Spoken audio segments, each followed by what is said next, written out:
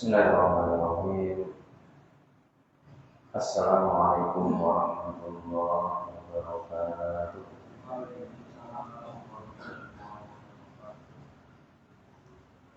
Alhamdulillahirabbil alamin. Wassalatu wassalamu ala asyrafil anbiya'i wal mursalin wa ala alihi wa ashabihi ajma'in. Subhanaka la ilma lana illa ma 'allamtana innaka antal alimul hakim. Rabbi shrah li sadri wa yassir li amri wahlul 'uqdatam min lisani yafqahu qawli. Kaum muslimin jamaah yang dirahmati Allah Subhanahu wa taala. Alhamdulillah pada malam yang mubarak ini kita masih diberi nikmat oleh Allah Subhanahu wa taala untuk mendekatkan diri kepada Allah dengan sholat, dengan berzikir dan amalnya yang lainnya, termasuk dengan bermajlis ilmu, yang mudah-mudahan semua amalan yang kita kerjakan tadi mendapatkan anugerah rahmat dan ridha dari Allah Subhanahu wa taala. Salawat serta salam semoga tetap tercurahkan kepada junjungan kita Nabi besar Nabi Allah Muhammad sallallahu alaihi wasallam. Bapak Ibu jamaah yang dirahmati Allah, alhamdulillah pada hari ini kita masih bisa istiqomah dalam bermajlis ilmu. Setelah mungkin beberapa pekan yang lalu kita tersibukkan dengan kegiatan-kegiatan Syawal, sebelumnya juga kita masih dalam bulan Ramadan, maka hal ini menjadikan jeda yang lama, sehingga ketika kita bisa memulai kembali majelis ilmu, ini merupakan satu hal yang kita syukuri, karena banyak di sana orang-orang yang mungkin tidak bisa bertahan dengan istiqomah, belum siap untuk konsisten dalam beramal, masih berat meninggalkan hal-hal duniawi. Karenanya kita bersyukur kita masih dipilih oleh Allah SWT untuk tetap berusaha istiqomah. Lebih-lebih bulan depan kita sudah akan masuk pada bulan Dzulhijjah dan hari raya Idul Adha. Maka beruntunglah orang yang sudah mempersiapkan dirinya untuk kurban, untuk menyembelih udhiyah, binatang kurban. Beruntunglah orang yang sudah berniat untuk berkurban. Walaupun mungkin situasi ekonomi, walaupun mungkin kondisi keuangan yang tidak menentu, tapi dia masih berniat untuk melaksanakan ibadah Quran. Maka ini adalah satu hal yang sangat istimewa tentunya bagi seorang muslim. Maka mudah-mudahan Allah memudahkan kita berkorban dan mudah-mudahan Allah memberikan kekuatan kepada kita untuk mengeluarkan, menyisihkan harta kita untuk menjadi binatang kurban.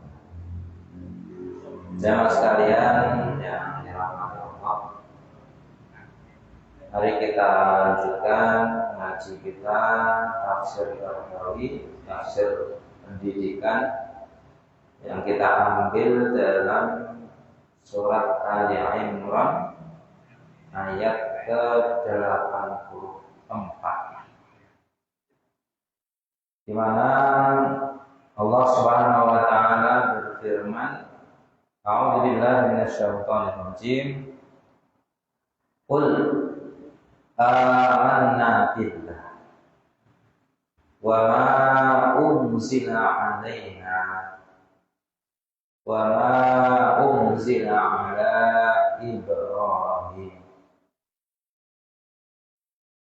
Qul, katakanlah wahai Muhammad, amanna billah, kami beriman kepada Allah. Wa ma unzila 'alaina, dan kami juga beriman terhadap apa-apa yang diturunkan kepada kami. Di sini perintah secara khusus kepada Nabi Muhammad. Namun al-ibratu bi umumil lafzi. Ibrah sebuah ayat itu adalah keumuman lafaznya, sehingga kita bisa mengambil kesimpulan bahwa perintah untuk mengatakan kami beriman kepada Allah itu tidak hanya dikhususkan kepada Nabi Muhammad, tapi juga diperintahkan atas kita sebagai umatnya. Maka kalimat beriman ini bukan hanya kalimat yang dilafadzkan ketika seseorang masuk Islam saja. Namun seseorang yang sudah masuk Islam pun dia disunnahkan dan diperintahkan untuk mengucapkan kalimat-kalimat iman, kalimat-kalimat tauhid. Dia tidak berhenti mengucapkan kalimat-kalimat iman, kalimat tauhid, walaupun dia sudah beriman. Bahkan di dalam Al-Quran pun ada surat Al-Ikhlas. Qul huwallahu ahad. Katakanlah bahwa Allah itu esa. Apakah perintah ini untuk orang kafir? Tidak. Perintah ini justru dibaca oleh orang beriman yang sudah beriman. Tapi bersamaan dengan sudah imannya seseorang, dia tetap diperintah untuk mengucapkan kalimat tauhid. Amantu billah, saya beriman kepada Allah. La ilaha illallah. Dan kalimat-kalimat tauhid yang lain. Terkhusus dalam surat Al-Ikhlas, Qul huwallahu ahad, Allahus samad, lam yalid wa lam yulad wa lam yakul lahu kufuwan ahad. Ini semua adalah kalimat ayat tentang tauhid. Maka bahkan ada hadis, jadidu imanakum bi la ilaha illallah.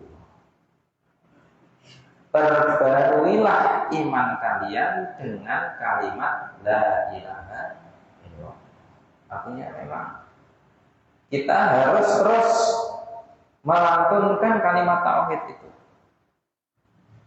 Amanna billah, saya beriman kepada Allah. Saya beriman kepada Allah. Ini harus kita ucapkan. Wa ma unzila alaina, dan apa-apa yang diturunkan kepada kami melalui Al-Quran, melalui hadis. Taraktu fikum amroini, aku tinggalkan kepada kalian dua hal. In tamassaktum lan tadillu abada, atau masyaallah hadis. Jika kalian berpegang teguh pada dua hal itu, maka kalian tidak akan tersesat.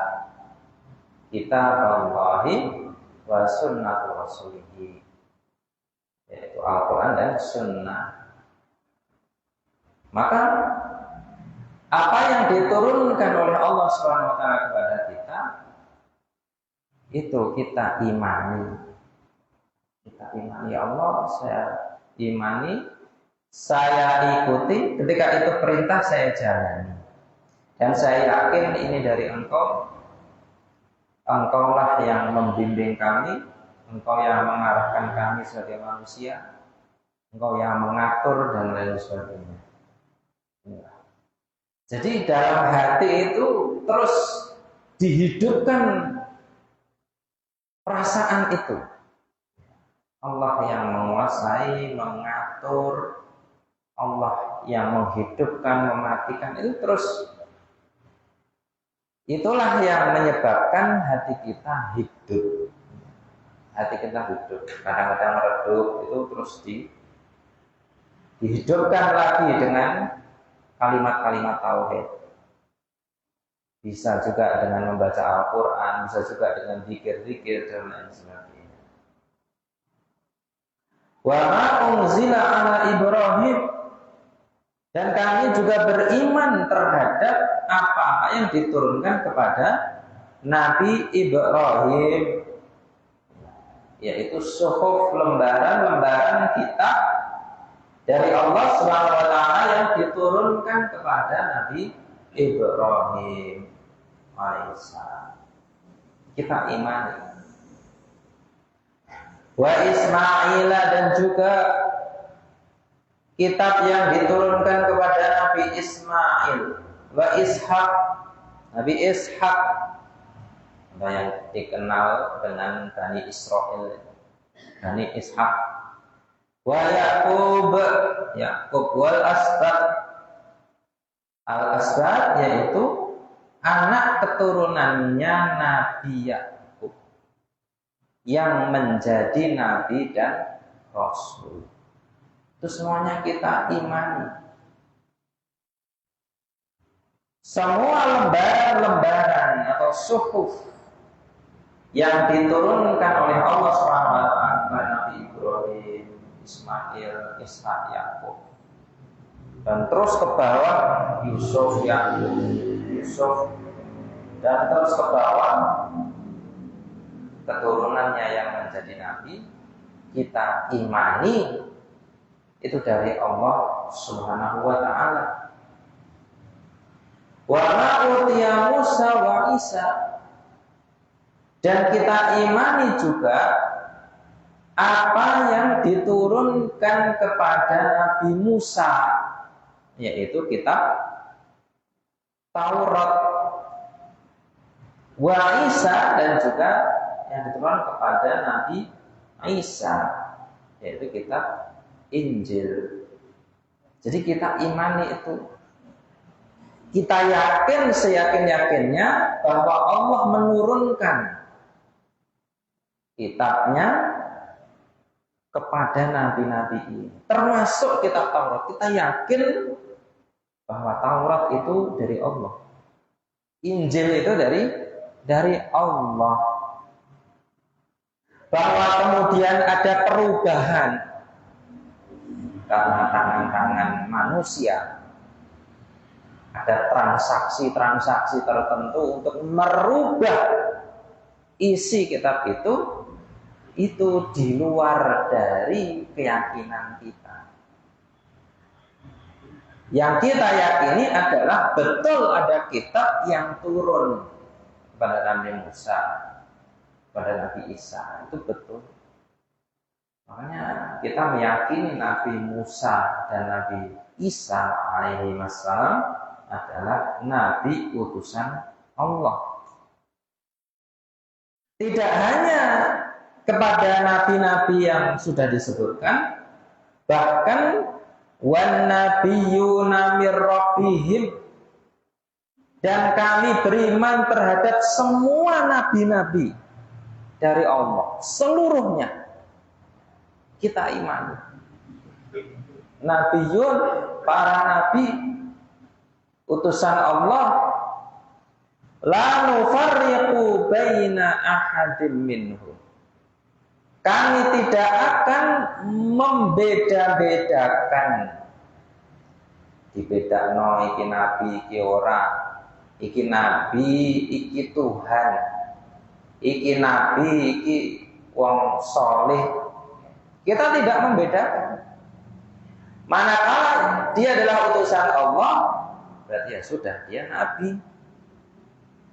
Tidak kita jadikan dia sebagai Tuhan, tidak kita jadikan dia sebagai anak Tuhan, tidak kita jadikan dia sebagai bapak Tuhan, mungkin. Nabi ya nabi, tidak dibeda-bedakan. Subhanallah. Wa nahnu lahu muslimun, dan kami menyerahkan diri, Islam menyerahkan diri, pasrah kepada ketetapan Allah yang berupa utusan-utusan nabi-nabi ini. Maka dengan kita memasrahkan diri ini, berarti kita sudah tunduk, patuh. Karena makna Islam sendiri itu ada tunduk, ada patuh, ada pasrah, ada keselamatan. Subhanallah, maknanya luar biasa. Ketika Allah tetapkan nabi-nabi ini, maka yang ada adalah pasrah atas ketetapan Allah Subhanahu wa taala, tidak memberontak sehingga menjadikan salah satunya sebagai Tuhan. Sebagaimana orang Nasrani. Orang Nasrani menganggap Nabi Isa Tuhan. Berarti kan itu memberontak dari ketetapan Allah, tidak pasrah pada ketetapan Allah Subhanahu wa taala. Ibaratnya ya wong sing senengane wong nakal, wis diperintah ngene tapi karepe dhewe. Berarti dia tidak pasrah terhadap ketetapan Allah Subhanahu wa taala. Wa ayyabtaghi ghairal islami dinan, dan barang siapa yang mencari, istilah itu mencari dengan harapan atau mengharapkan sesuatu. Ya. Barang siapa yang mencari, mengharapkan, yabtaghi ghairal Islam, selain agama Islam. Tadi sudah disebutkan nabi-nabinya, terus kemudian Allah secara khusus, siapa yang tidak mengikuti nabi terakhir yang membawa agama Islam, dia masih mencari agama yang lain, dia masih mengikuti agama yang lain selain Islam, masih mengharapkan agama lain selain Islam, mengikuti agama lain selain Islam, ghairal islami dinan, sebagai din, ya, sebagai petunjuk hidup, sesuatu yang dijadikan landasan hidup, kebiasaan hidup, dia jadikan agama yang lain itu sebagai panduan, ya, falayyuqbala minhu, maka sekali-kali, nah ini ada kalimat lan. Lan ini termasuk harfun nasbi, anlam idan kai, itu termasuk harfun nasbi. Artinya sekali-kali tidak mungkin, tidak akan lan yuqbala minhu, sekali-kali tidak akan diterima agama tersebut. Jadi nggak akan diterima, nggak diakui, nggak diterima. Terus awake dhewe koyo contoh, kita mengajukan, misalnya kita mengajukan bantuan untuk renovasi masjid. Nah itu syarat-syaratnya wis diomongi, iki syaratnya iki. Sebaik apapun niat kita, tapi nek syaratnya kuwi gak sempurna, yang harus dikerjakan tidak dikerjakan, ya, syaratnya itu tidak dipenuhi, ya wis ya ora ditampa. Ya jenenge mengajukan sesuatu. Sama juga dengan Islam. Siapa yang mempunyai niat baik sebaik apapun, yang mempunyai akhlak sebaik apapun, ya, yang mempunyai, masya Allah, kehebatan sebesar apapun, wong hebat, wong berpengaruh, orang yang sangat dihormati, dihargai, orang yang sangat dipuja-puja, tapi kalau dia tidak memenuhi syarat untuk diterima oleh Allah SWT melalui Islam, maka apa kata Allah? Lan yuqbala minhu, lan yuqbala minhu, gak akan diterima. Makanya nggih awake dhewe niki kudu rasa saelek-eleke awake dhewe. Awake dhewe iki ditampa seburuk-buruknya kita. Yes, kadang-kadang rasa-rasen salat, rasa-rasen ngaji, rasa-rasen kadang ya wis poso ya kualitas ya ngono kae, sedekah ya arang kading. Ade wong biasa. Tapi mergo awake dhewe wis ditampa, wis resmi, sudah makbul, maka sedikit apapun amal kita itu akan diterima, terus masuk resmi, begitu. Masya Allah. Makanya untung dari wong Islam, hidayah itu luar biasa. Hidayah itu tidak bisa ditukar dengan harta, tidak bisa. Masya Allah. Kalau kita ingat hidayah itu, kita mengingat-ingat kisahnya Abu Thalib itu, ya Allah, kurang apa Abu Thalib? Semasa hidupnya selalu membela Rasulullah, memberikan harta kekayaannya, perlindungan, mendukung dakwah Nabi. Tapi sampai akhir hayat, takdir Allah, dia tidak mau mengucapkan kalimat syahadat dan harus meninggal di atas kekufuran. Lawai dewe loh ketemu Rasulullah ya nate ya lewat mimpi, urepe ning akhir zaman, ora macak blas dadi wong apik istilahnya dibandingno perjuangannya Abu Thalib. Kita nggak ada apa-apanya. Tapi karena kita sudah makbul, kita sudah masuk Islam, maka sedikit atau sebanyak apapun amal kita itu jauh lebih baik daripada orang kafir siapapun dia. Masya Allah, Masya Allah. Jadi, nek angen-angen takdir hidayah niku, Masya Allah. Tidak bisa kita bayangkan, tidak bisa. Kadang-kadang ada orang itu yang sudah percaya Islam, Pak. Sudah mengakui Islam itu benar. Tapi ada motif lain. Aku ki arep mlebu Islam ki piye ya? Lah anakku ki ya ora enak. Dulurku ki ya ora enak sing dukung. Wis aku tak percaya tapi orang enggak rasa syahadat berita. Itu banyak yang seperti itu. Melihat kebenaran Islam.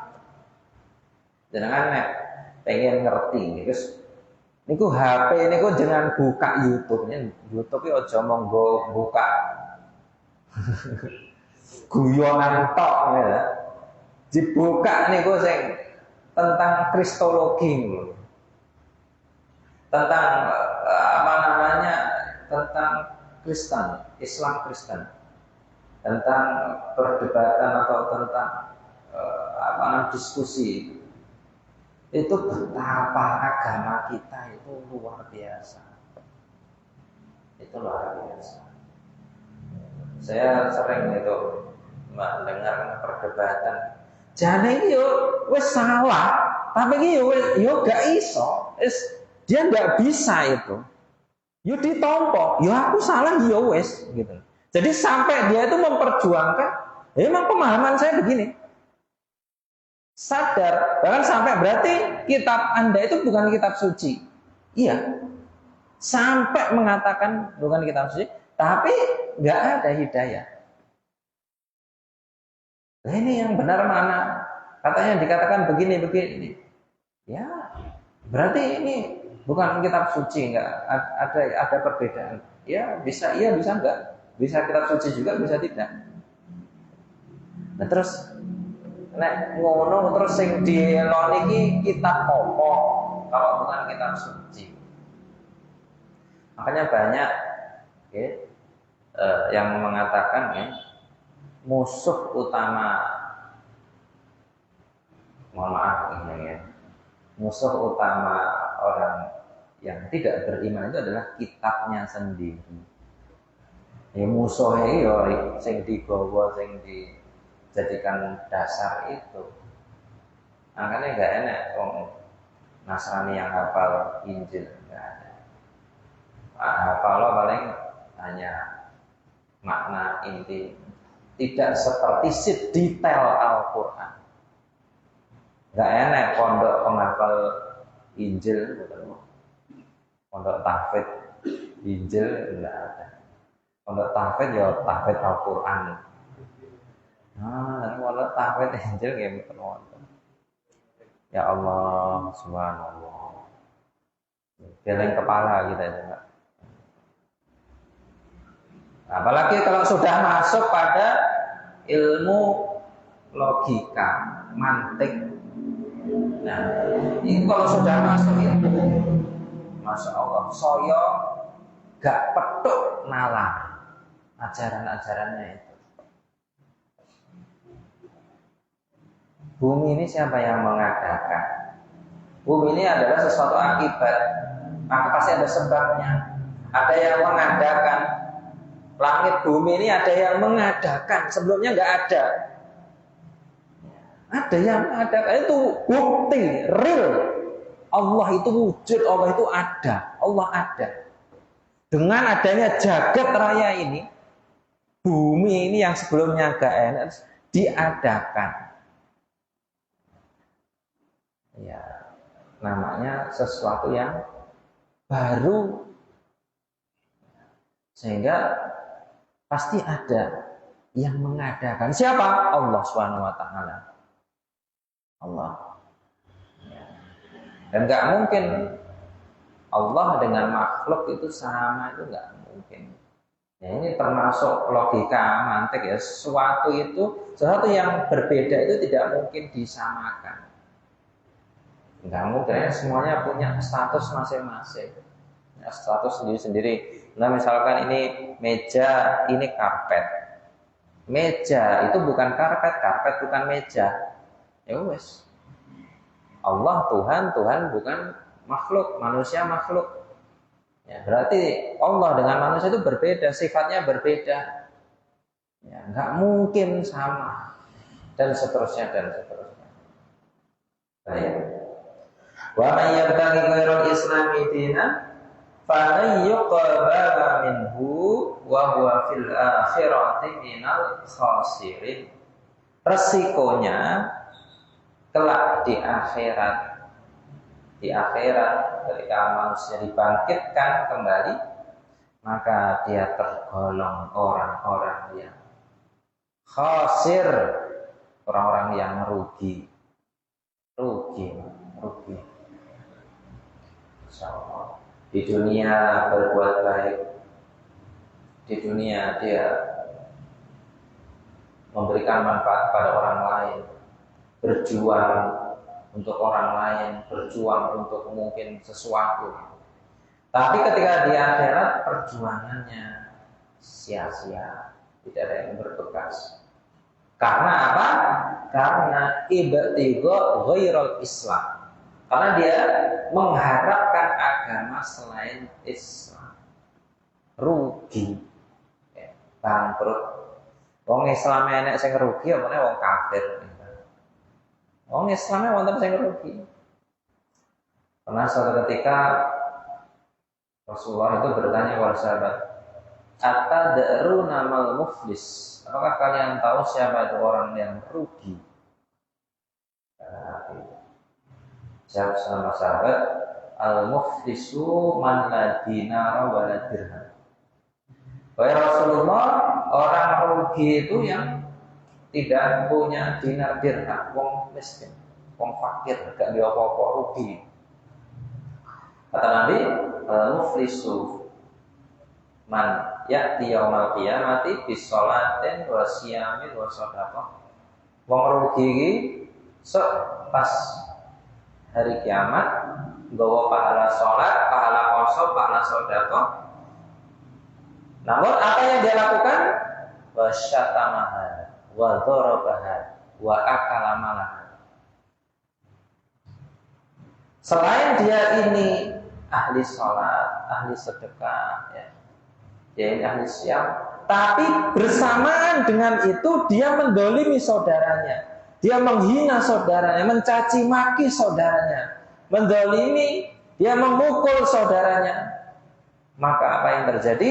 Pahala sholat yang selama ini dia kumpulkan diangkat oleh Allah, diberikan kepada orang yang terdolimi. Pahala puasa yang dia kumpulkan diangkat, diberikan kepada orang yang terdolimi sampai habis. Masya Allah, ini rugi. Bahkan belum selesai, itu akhirnya dosa-dosanya orang yang terdolimi diangkat, diberikan kepada dia. Alhamdulillah, min. Jadi ini orang beriman loh ya. Apalagi orang kafir itu lebih bangkrut nih. Contoh sugih, contoh duwe yayasan, dia memberikan banyak manfaat kepada orang lain. Mergo orang duwe Islam, namun walaupun begitu, jamaah sekalian, dalam urusan duniawiyah kita normal sebagai manusia. Walaqad karramna bani Adam. Kita tetap muliakan orang lain sebagai manusia, menghormati orang lain sebagai manusia. Tapi dalam prinsip akidah, ya, keyakinan kita umum. Walaupun kita tidak mentakyin seseorang langsung ditunjuk kowe iki ahli neraka ngene, kan kita tidak begitu. Tapi kita mengeneral. Yang tidak beriman berarti ya dia akan rugi di akhirat, seperti itu. Itulah adab seperti itu. Nah, inilah. Baik. Fala yuqbala minhu wa huwa fil akhirati minal khasirin.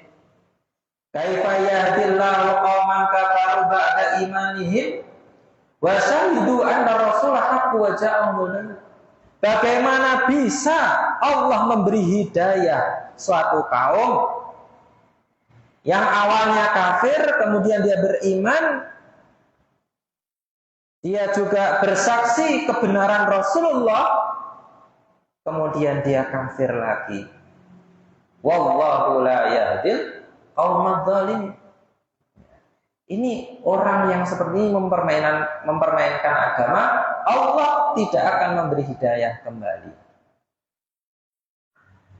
Hal ini sebagaimana disebutkan dalam sebuah hadis, ada suatu kaum, ini awalnya ini dia orang kafir, terus kemudian masuk Islam, kemudian kafir lagi, kemudian masuk Islam lagi, kafir lagi, mlebu metu, sak enake dhewe. Orang yang seperti ini berarti dia telah melecehkan agama Islam.